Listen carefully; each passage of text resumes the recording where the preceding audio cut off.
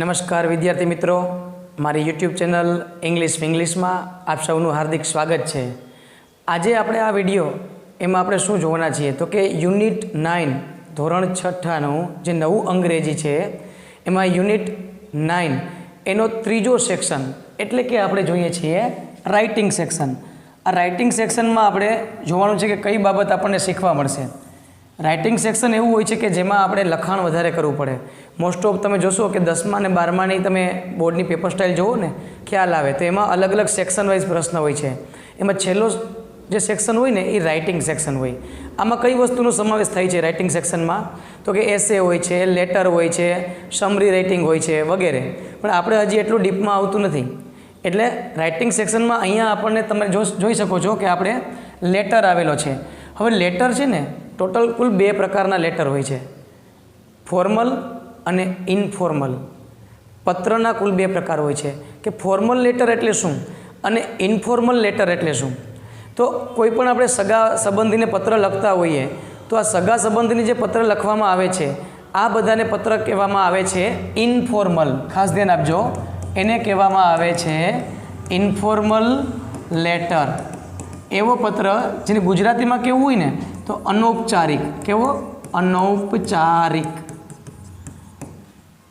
આ પત્ર એવું હોય છે કે જે આપણે રિલેટિવને લખેલા હોય છે, એમાં ભારેખમ શબ્દ ઉપયોગ કરવાની કોઈ જરૂર હોતી નથી। અને બીજો જે પત્ર હોય છે એને કહેવાય ફોર્મલ લેટર, એની ચર્ચા આપણે પછી કરશું। અત્યારે વાત કરીએ છીએ ઇન્ફોર્મલ લેટરની। હવે લેટર આજે આપણે આપેલો છે અહીંયા, તો લેટરનું માળખું કેવું હોય છે એ આપણે ખાસ સમજવા જેવું હોય છે। તો શરૂઆતમાં જે આવે છે ને અહીંયા આ પહેલો વિભાગ હોય છે, લેટરનો પહેલો ભાગ। એમાં કઈ વસ્તુનો સમાવેશ હોય છે તેમાં કે સંબોધન હોય છે। શું હોય છે? સંબોધન। આપણે લેટરને ગોઠવવાની વાત આવે તો પહેલો ટોપિક કેવો હોય છે? સંબોધન। અને ખાસ કરીને એમાં પત્ર જે દિવસે લખતા હોય એ તારીખ આપેલી હોય છે। પછી બીજો જે ભાગ હોય છે અહીંયા આ બીજો ભાગ છે, તો આ બીજા ભાગને કહેવામાં આવે છે ઇન્ટ્રોડક્શન। ટૂંકમાં કેવું હોય તો આપણે ઇન્ટ્રો કહી શકીએ। એમાં કઈ બાબતનો સમાવેશ થાય તો કે ઇન્ટ્રોમાં કેમ છો, મજામાં છો, સારું છે, આ બાબત પહેલાં સ્ટાર્ટિંગ આપણે કરીએ છીએ જેને કહેવામાં આવે છે ઇન્ટ્રો। ત્યાર પછી જે પત્ર આવે છે એ મેઇન ટોપિક ઉપર આવી જાય જેને કહેવામાં આવે છે મેઇન બોડી। લેટરની મેઇન બોડી કે પત્ર શા માટે લખવામાં આવે છે, એની પાછળનો રીઝન શું છે, બરાબર? તો એ તમામ બાબત છે એ વચ્ચેના ભાગમાં સમાવેશ કરવામાં આવે છે। છેલ્લે તમે જોશો તો અહીંયા આપણે શું આવે છે ખબર છે? એને જે કહેવાય છે કન્ક્લુઝન। શું કહેવામાં આવે છે? કન્ક્લુઝન એટલે કે ઉપસંહાર। છેલ્લે આપણે કહી દઈએ છીએ કે તમારા માતા પિતાને મારી યાદી આપજો, બરાબર? આ બધી બાબત એ છેલ્લો ભાગ। અને એનાથી પણ લાસ્ટમાં તમે જોશો તો જે અહીંયા વ્યક્તિ પત્ર લખે છે એ પત્ર લખનારનું નામ આવે છે। તો આ પત્રના અલગ અલગ પ્રકાર થયા। આપણે સમજીએ લેટર શું કહેવા માગે છે। જુઓ કે rewrite this letter in your notebook in good handwriting. તમારે કરવાનું છે શું તો કે આ જે પત્ર આપ્યો છે એ સારા અક્ષરે તમારે તમારી બુકમાં લખવાનો છે। હવે એ સમજીએ આપણે। તો પહેલાં તારીખ આપી છે ઓગસ્ટ 12, 2024। ડિયર વિકાસ, આ જે વ્યક્તિ છે જેને પત્ર લખે છે, જેને પત્ર લખે છે તેનું નામ અહીંયા આવે, તેનું નામ। અહીંયા જે વ્યક્તિનું નામ હોય એ વ્યક્તિને પત્ર લખતા હોય છે। અને પત્ર લખનાર વ્યક્તિનું નામ હંમેશા ક્યાં આવે છે? અહીંયા લાસ્ટમાં, બરાબર? I hope you will be fit and fine. મને આશા છે કે તું એકદમ ફિટ એન્ડ ફાઇન છો, હશો। I know that you are doing well in your studies. બરાબર, હું જાણું છું કે તું તારા અભ્યાસમાં પણ ખૂબ જ સારું કામ કરતો હશો। We are proud of you. અમને તારી ઉપર ખૂબ ગર્વ છે। How clever and hardworking you are. તું કેટલો હોશિયાર અને હાર્ડવર્કિંગ, બરાબર, મહેનતુ છે। હવે મેઇન બોડીમાં જોઈએ શું આવે? સ્ટડી વિશે આપ્યું છે કે સ્ટડી ઇઝ ઇમ્પોર્ટન્ટ। અભ્યાસ છે એ ખૂબ મહત્ત્વનો છે। Health is also very important. સ્વાસ્થ્ય પણ ખૂબ સારું હોય છે, બરાબર? અભ્યાસની સાથે સાથે છે ને સ્વાસ્થ્ય ઉપર પણ ધ્યાન દેવાનું હોય છે। If you are not healthy, કે જો તું તંદુરસ્ત નહીં હોય, હેલ્ધી નહીં હોય, you will not be able to enjoy your achievements. તો તને જે કંઈ પણ એચિવમેન્ટ્સ મળશે, સિદ્ધિઓ મળશે, બરાબર, એ સિદ્ધિઓનો તું એન્જોય નહીં કરી શકે, એનો આનંદ નહીં કરી શકીએ. Do not skip meals. Skip એટલે છોડી દેવું. ક્યારેય પણ ભોજન કરવાનું છોડવાનું નહીં કે ચાલો મારે બહુ કામ છે તો બપોરે મારે જમવું નથી, હું સાંજે જમી લઈશ, આવું કરવાનું નહીં. Do not stay up late. બરાબર, do not stay up late, મોડે સુધી કામ નહીં કરવાનું. Do not ignore exercise. ક્યારેય પણ કસરત કરવાનું ઇગ્નોર કરવાનું નહીં, કસરત કરવાનું છોડવાનું નહીં. Have a balanced diet. Diet એટલે શું થાય તો કે ખોરાક. ડાયટનો અર્થ થાય છે ખોરાક. કેવો ખોરાક લેવાનો કીધો? બેલેન્સ્ડ ડાયટ, એટલે કે વધારે પણ નહીં ઓછો પણ નહીં, માપસરનો ખોરાક. બરાબર, જેને કારણે આપણું બોડી છે એ હેલ્ધી રહે. Get enough rest. પૂરતો આરામ લેવો. And sleep. ઊંઘ પણ પૂરતા પ્રમાણમાં જરૂરી છે. These all will positively affect your results. કે આ બધી વસ્તુઓ છે ને એ તારા પર જે રિઝલ્ટ છે, તારું પરિણામ આવશે એની ઉપર અસર કરશે. જો આ બાબતનું ધ્યાન રાખવામાં આવે તો પરિણામ કેવું આવે? સારું જ આવે. તો અહીંયા મેઇન બોડી પૂરી થઈ. પછી શું આવે છે છેલ્લે? તો કે convey my regards to your parents. કે તારા પેરેન્ટ્સને, તારા માતા પિતાને મારી યાદી આપજે. વિથ લોટ્સ ઓફ લવ. ખૂબ જ પ્રેમ સાથે કમલેશ. અહીંયા કમલેશ નામનો જે વ્યક્તિ છે એ વ્યક્તિ પત્ર લખનાર છે. તો પત્ર લખનારનું નામ હંમેશા છેલ્લે આવે. તો આ હતું લેટરનું આખું માળખું. હવે આપણે આગળ જોઈએ પછીની એક્ટિવિટી શું કહેવા માગે છે આપણને, એની પર નજર કરીએ. તો આગળ જોશો તો આપણને એક પત્ર લખેલો તૈયાર આપવામાં આવશે. જુઓ, બરાબર, અહીંયા આપણને પત્ર રેડીમેડ આપેલો છે, પણ એને વિભાગમાં ડિવાઈડ કર્યો છે. તો મેં તમને હમણાં એક સમજાવ્યું હતું કે કોઈ પણ લેટર હોય એને અલગ અલગ વિભાગમાં ડિવાઈડ કરવામાં આવે. તો પહેલું જે ભાગ આવે છે એને શું કહેવાય છે? તો કે એને કહેવાય છે સંબોધન. સંબોધન છે હંમેશા પહેલાં આવે. જો ડિયર, નિયલ, નીલુ સંબોધન છે કે નહીં? બરાબર, સંબોધનનો ભાગ જેવો પૂરો થાય એટલે ત્યારબાદ શું આવે છે? તો કે આપણે આવે છે ઇન્ટ્રો. કેમ છો, મજામાં છો, જેવી બાબત હોય એ સેકન્ડ પાર્ટ ઉપર આવે. ત્રીજો પાર્ટ આવે છે એનો મેઇન બોડી, જે બાબત આપણે મુખ્ય કહેવાની હોય એ. એના પછીનો પાર્ટ આવે છે કન્ક્લુઝન, અને લાસ્ટમાં જે વ્યક્તિ પત્ર લખે છે એનું નામ. તો આપણે એક એક ભાગ જોતા જઈએ.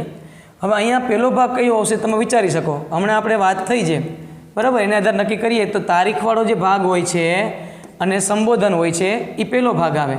તો અહીંયા આપણે એક લખેલું જ છે. બરાબર, શું કહે છે? મે 3, 2024 ડિયર નીલુ. હવે પછીનો બીજો ભાગ કયો આવશો? કેમ છો, મજામાં છો? ચલો એ જોઈએ આપણે. તો જોઈએ આપણે, જો અહીં ધ્યાન આપો. અહીંયા જો હાઉ આર યુ, કેમ છો? I hope everything is fine there. મને આશા છે કે ત્યાં બધું ફાઇન હશે. તો આને આપણે નંબર કેટલા આપશું? બીજો. બરાબર, હાઈ હેલો થઈ ગયું. હવે મેઇન બોડી જોઈએ તો મેઇન બોડી હંમેશા લખાણ વધારે હોય. મળ્યું મેઇન બોડી? ઓકે, ચાલો આગળ વધીએ. I know city life is busy. City life વિશે આપી છે કે મને ખબર છે કે શહેરી જીવન છે ને એ ખૂબ જ બિઝી હોય છે.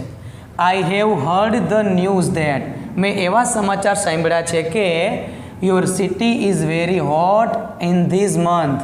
કે આ મહિનામાં તમારું જે શહેર છે એમાં ખૂબ જ ગરમી પડે છે. That's why. તેને કારણે I am writing to invite you to spend your vacation. શા માટે પત્ર લખે છે? એ મેઇન બોડીમાં આવે કે આ વેકેશન વિતાવવા માટે, સમય વિતાવવા માટે હું તને ઇન્વાઇટ કરું છું. ક્યાં? With me in my village. મારા ગામડામાં આવવા હું તને આમંત્રણ આપું છું, કારણ કે શહેરમાં ગરમી વધારે પડે છે. બરાબર. I believe you would really like the piece. હું એવું માનું છું કે તને ખરેખર શાંતિ ગમે છે. પીસ એટલે કે શાંતિ. And simplicity. સિમ્પ્લિસિટી એટલે કે સાદગી. સિમ્પ્લિસિટીનો અર્થ થાય છે સાદગી. ઓફ વિલેજ લાઈફ, કે ગામડાના જીવનની સાદગી તમને ખૂબ ગમે છે. ઇટ ઇઝ સચ અ different experience from the city. અને શહેરથી અલગ પ્રકારનો અનુભવ છે એ ગ્રામ્ય જીવન આપે છે. Imagine waking up to the sounds of birds singing. બરાબર, એવી કલ્પના કરો કે પક્ષીના સરસ મજાના ગીતોથી આપણી નીંદર ઉઘડે. Enjoying fresh air. તાજી હવાનો આનંદ કરીએ. And greenery all around. અને તમે આજુબાજુ જ્યાં પણ નજર નાખો ને ત્યાં તમને શું જોવા મળશે? ગ્રીનરી જોવા મળશે. તો આવી લાઈફ કોને પસંદ ન હોય? તો આ હતો ત્રીજો પાર્ટ, બરાબર, જે મેઇન બોડી કહેવાય. મેઇન બોડી પછીનું જોઈએ આપણે, એને કહેવાય કન્ક્લુઝન. તો હવે આપણી પાસે કુલ વધ્યું છે 2 વિભાગ. એમાં એક વિભાગ છે એમાં જો છેલ્લે પત્ર લખનારનું નામ હોય તો એ સિવાયનું કયું વધ્યું કન્ક્લુઝન? તો કે અહીંયા. એટલે આ ભાગ આપણો આવશે કે I hope you will accept this invitation. મને આશા છે કે તું આ આમંત્રણનો સ્વીકાર કરીશ. It will be a big change. તારા માટે એક મોટો બદલાવ લાવશે. આઈ એમ શ્યોર. મને ખાતરી છે. You will love it. કે તમને એ પસંદ આવશે. Convey my regards to your parents. કે તમારા માતા પિતાને મારી યાદી આપજો. તો આ વિભાગ હતો આપણો ચોથો. હવે દો એ પાંચમો જ હશે, બરાબર. Take care and I hope to see you soon. ધ્યાન રાખજો અને મને આશા છે કે આપણે તરત જ મળશું. છેલ્લે આપ્યું છે નામ વિધિ. એ વિધિ છે એ પત્ર લખનારનું નામ છે, એટલા માટે આપણે છેલ્લો ભાગ આવશે 5. તો આ ક્રમ રીતે આ રીતે આપણે ગોઠવી શકીએ, બરાબર છે. આ પત્રનું માળખું મને એવી અપેક્ષા છે કે તમને બધાને સમજાઈ ગયું હશે, બરાબર. હવે એનાથી આગળ વધીએ આપણે. એક બ્લેન્ક્સ ને એવું આપેલ છે. હવે બ્લેન્ક્સ આપેલ છે તો એના માટે આપણે શું કરવું પડશે? તો કે આપણને ઉપર ઓપ્શન પણ આપેલા છે. આખો અહીંયા પત્ર આપ્યો છે અને પત્રની અંદર આપણને તમે જોઈ શકો છો કે ખાલી જગ્યા સાથે આપેલી છે, બરાબર. એ ખાલી જગ્યા છે તો આપણે ખાલી જગ્યા પૂરવાની છે. કઈ ખાલી જગ્યામાં શું આવે એ આપણે અહીંયા જોવાનું છે. અહીંયા પત્ર પૂરો થાય છે તો આપણે એક એક વસ્તુ જોવાની છે. અહીંયા ઓપ્શન જે આપેલા છે. હવે આ પત્ર છે ને તમે જોઈ શકો છો કોને લખેલો છે? પ્રિન્સિપાલને. તો આ પ્રકારના પત્રને કહેવામાં આવે છે ફોર્મલ લેટર. શું કહેવામાં આવે છે? Formal letter. અને પહેલાં આપણે જોયું હતું કેવું હતો? ઇનફોર્મલ. હવે આ લેટર જે છે એને કહેવામાં આવે છે ફોર્મલ લેટર, કે જે કોઈ અધિકારી કે શિક્ષકને લખવામાં આવ્યો હોય છે, બરાબર. એને કહેવાય છે ઔપચારિક પત્ર. ઓલો અનૌપચારિક હતો, આ ઔપચારિક છે, ફોર્મલ છે, બરાબર. તો આ પત્ર કોને લખવામાં આવે છે? તો કે પ્રિન્સિપાલને. તારીખ આપી છે 2. અહીંયા ઉદ્દેશીને આપેલ છે ટુ ધ પ્રિન્સિપાલ, સરસ્વતી મંદિર પ્રાઇમરી સ્કૂલ, મણિનગર. સબ્જેક્ટ, શા માટે પત્ર લખવામાં આવ્યો છે એને કહેવાય છે સબ્જેક્ટ. જે ફોર્મલ લેટર હોય ને એમાં સબ્જેક્ટ લખવો પડે, ઇનફોર્મલમાં લખવો પડતો નથી. તો લીવ એપ્લિકેશન છે. લીવ એપ્લિકેશન એટલે શું? તો કે રજા માટેની અરજી. તમે શાળામાં ભણો છો બધા, તમારે બહાર ગામ જવાનું છે તો તમે શું કરશો? તમારા શિક્ષકને પત્ર લખશો ને કે ભાઈ મારે બહાર ગામ જવાનું હોવાથી 3 દિવસની રજા આપવા વિનંતી. તો આ પ્રકારનો લેટર આપ્યો છે. Respected sir. અહીંયા સંબોધનમાં શું આવે છે? રિસ્પેક્ટેડ. જો સગાવાલાને લખતા હોય તો ડિયર શબ્દનો ઉલ્લેખ કરીએ છીએ, બરાબર. અને જ્યારે ફોર્મલ લેટર હોય ને એમાં રિસ્પેક્ટેડ શબ્દનો ઉલ્લેખ થાય છે. My daughter Kavya studies in ખાલી જગ્યા, બરાબર. હવે આપણે ઓપ્શન જોવા પડશે, બરાબર, કે મારી પુત્રી કાવ્યા છે એ સ્ટડીઝ ઇન ક્યાં ભણી રહી છે અથવા કેમાં ભણી રહી છે? તો અહીંયા ઓપ્શન આપેલા છે સ્ટડીઝ ઇન. તો જો અહીંયા આપ્યું છે આપણને બીજું option standard 6A in your school. તો એ પહેલી ખાલી જગ્યામાં બીજો ઓપ્શન આવશે standard 6A in your school. ચલો આગળ વધીએ. I am writing to inform you that. હું તમને પત્ર લખી રહ્યો છું ઇન્ફોર્મ કરવા માટે. શા માટે? She will not be able to attend school. કે શાળામાં હાજરી આપવા માટે સક્ષમ નથી. From 28/2024 to 22/2024. એટલે કે 20 થી 22 તારીખ સુધી, બરાબર, એ હાજરી આપવા માટે સક્ષમ નથી. તેનું રીઝન આપણે પાછળ આપવું પડશે. શા માટે? તો અહીં લખ્યું હોય છે because of a family function. તો બીજા નંબરની ખાલી જગ્યામાં આવશે because of a family function, બરાબર. આગળ વધીએ. I request you to grant. હવે કેટલી રજા મંજૂર કરવા માટે રિક્વેસ્ટ કરે છે? તો ગ્રાન્ટ હર લીવ ફોર 3 days. એટલે ચોથો ઓપ્શન છે એ ત્રીજી ખાલી જગ્યામાં આવશે. 3 દિવસની રજા મંજૂર કરવા માટે રિક્વેસ્ટ કરે છે. ધેટ ધ સી વિલ ખાલી જગ્યા. હવે શું કીધું આપણી પાસે? She will cover up the missed lesson. કે જે કંઈ લેસન છે એ મિસ થઈ ગયું છે, એટલે કે ત્રીજો ઓપ્શન છે એ છેલ્લામાં આવશે. એ છે એ કવર અપ કરી લેશે, એ તૈયારી એની કરી લેશે. Thank you for your understanding and cooperation. કોઓપરેશનનો અર્થ થાય છે સહકાર, કે તમારા સહકાર બદલ આભાર. Your sincerely Kartikbhai Patel. તો કાર્તિકભાઈ પટેલ છે એ પત્ર લખે છે એની દીકરીને રજા લેવા માટે. તો આ પ્રકારના પત્રને શું કહેવામાં આવે છે? Formal letter. તો અહીંયા આપણે જે રાઇટિંગ સેક્શન છે એમાં આજે આપણે શું શીખ્યા? તો એમાં આપણે પત્ર લેખન શીખ્યા કે પત્રનું માળખું કેવું હોય, કયા ભાગ કઈ જગ્યાએ આવે. પહેલાં આમ સંબોધન આવે, પછી ઇન્ટ્રો આવે, ત્યાર પછી આવે છે મેઇન બોડી, ત્યાર પછી કન્ક્લુઝન અને છેલ્લે પત્ર લખનારનું નામ. આ હતી ઇન્ફોર્મલ લેટરની વાત. બરાબર. તો આ વિભાગમાં આપણે પત્ર લેખનની વાત કરી, એ સમજ્યા. છતાં પણ તમને કોઈ આ પત્ર લેખન રિલેટેડ કોઈ પણ પ્રશ્ન હોય તો તમે મને કોમેન્ટ બોક્સમાં પૂછી શકો છો.